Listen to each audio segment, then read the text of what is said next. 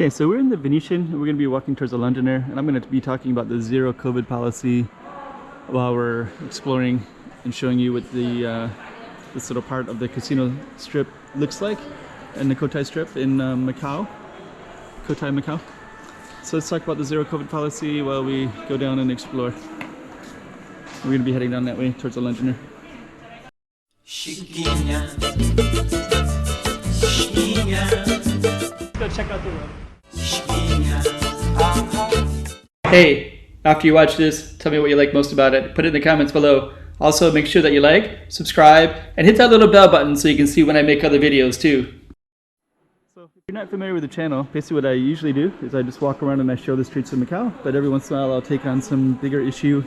And so today I'm going to be focusing on the zero COVID policy and talking about the impacts and effects that's happening here because of it.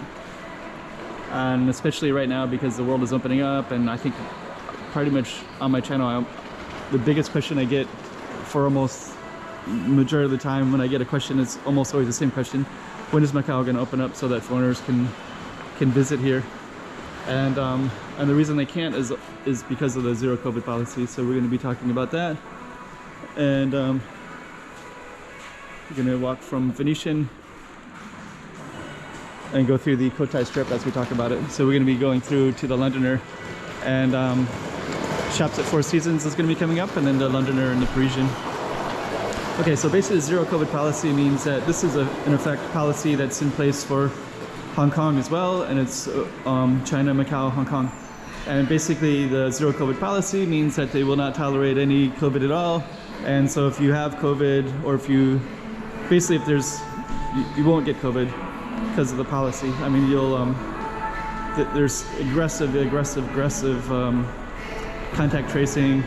So if somebody has it, then they're basically just isolated from society, and then they'll take anybody that was on the same bus or in the same restaurant and they'll isolate them from society as well. And right now that has some pretty serious implications for Hong Kong because they're just building these tons of these quarantine ones, but they're kind of out of control as far as I know. So so I think that they don't have the facilities to put everybody in isolation that they want to. Sorry for this music, this might affect my video. So I'll be turning this on and off because of the music. It's pretty loud, so it'll have an impact. They might not allow my channel to be played at all, so then it has different issues. Okay, copyright issues. So basically with the zero COVID policy, Macau is very strongly under that policy as well, and it originates in China, and all three of these cities, these three entities being China, Macau, Hong Kong, are under China, Beijing. So and I am not going to say anything wrong against the policy because I think it was extremely effective for that first year when there was no vaccine.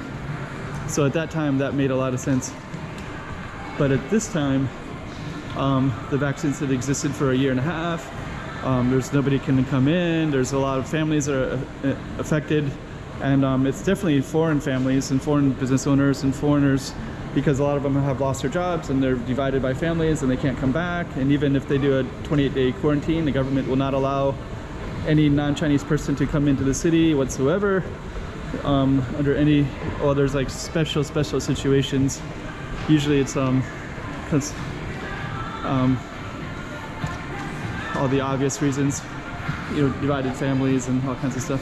So if they petition long enough, you know, maybe after an extremely long time they can, and that's even for foreigners who are residents even, it can take like up to 2 years just to get family members to be able to come back who have residencies, who are, because they're non-Chinese, so they're just not able to come in at all. Let me just see, you got this little space here. So those are some of the implications. I think it also affects, for foreigners, it's a huge, enormous issue. So just tons of foreigners are leaving in droves, maybe to never come back. In Hong Kong, it's in the newspapers and media's pretty much constantly, but it's not in the Macau one. The city's too small, so we don't really have any recognition about it. But I think, but even for, there's also like students from Malaysia, you know, non-Chinese students who cannot come back to the universities, even though they're willing to do, you know, a 28-day quarantine or something that seems completely insane. to anyone else in the world. But here they won't even let those students come back. So there's all the students who are foreigners, you know, they've been enrolled for 2.5 years and unable to come back. The government won't allow them to return. So that, yeah, that's definitely affecting pretty much everybody. But also the Chinese too, who have residency, they can come and go. They can go in and out of China, no problem. So that's pretty much wide open. But if they have family members in the UK, they have to do a 2-week quarantine, which is way better than doing, you know, 28-day one or having no ability music. Sorry.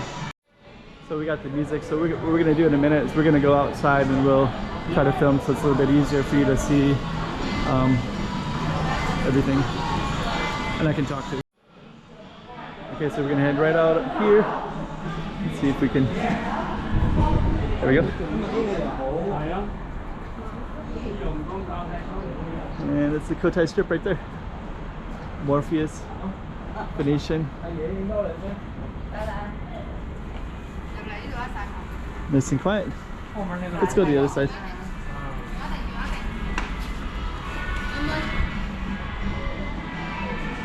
Gonna run across here to this side.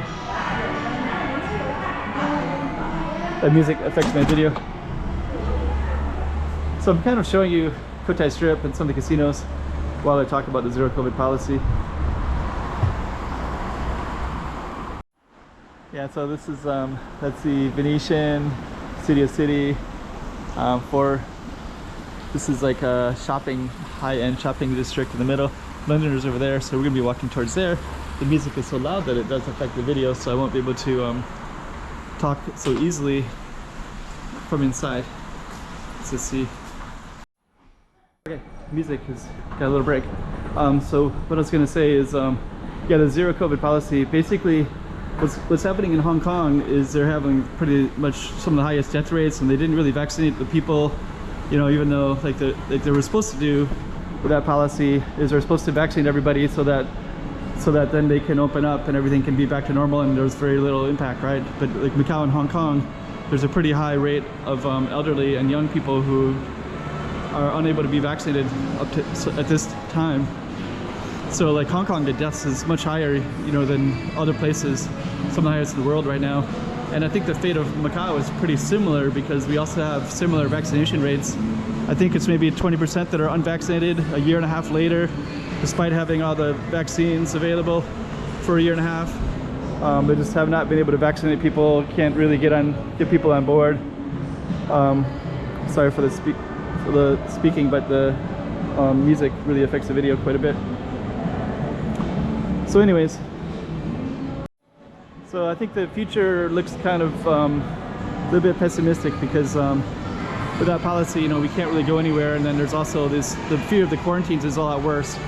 So basically, you know, if I'm on a bus and somebody has COVID, comes in and gets COVID or whatever, I could be thrown into a quarantine for a couple of weeks, you know. But if I'm fully vaccinated, as almost all the foreigners are, because of all the issues with this. Well, for the foreign community, we thought that if we got vaccinated, we might be able to see family and see our loved ones who don't live here, right? But that's not really the case. So so it's usually the elderly who live here don't really have any plans to go anywhere that are not vaccinated at all, and because of that sense of security and safety, that it's not really it's Winston Churchill, I think. But because of that, we basically have a lot of vaccine. Hello, how are you? Morning. Yeah, good. So because of that, here's Shake Shack. Because of that, there's a lot of vaccine hesitancy. So there's Shake Shack right there. This is kind of a funny place too because they'll hand out that big plastic thing that's that you can transfer COVID on, but then they make you scan everything.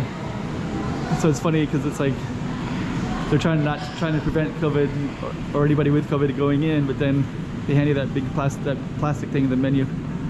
Shake Shack does. So there's lots of like really strange inconsistencies here in Macau, you know, based on But yeah, anyways, most of the world is opening up, but Macau, I don't see it anytime soon. There's still a complacency. A lot of people feel quite secure and safe because we've had no COVID here, and we're quite lucky. But then we have all the tourists coming in from mainland China, so the chances of us staying safe is not very high. It definitely will come in. I don't think the city is ready for it, and if it's similar to Hong Kong that has an extremely high death rate, you know, Macau, nobody has had COVID, hardly anybody. There's 60 or 70 or 80 people or whatever, so they might have some immunity, but the other 600,000, 700,000 are basically quite vulnerable. And I don't know about other people, but I've got my vaccines and boosters right when it came out. So the 2 vaccines, I got them like a year and a half ago, and then I got the boosters, you know, a year ago. So, you know, I could be vulnerable as well, even though I'm doing everything right. So anyways, that's basically what's happening with the zero COVID policy, and we're kind of strolling around early on in this holiday Tuesday. And the other thing too, I was going to mention, is one thing you might notice is it's a holiday.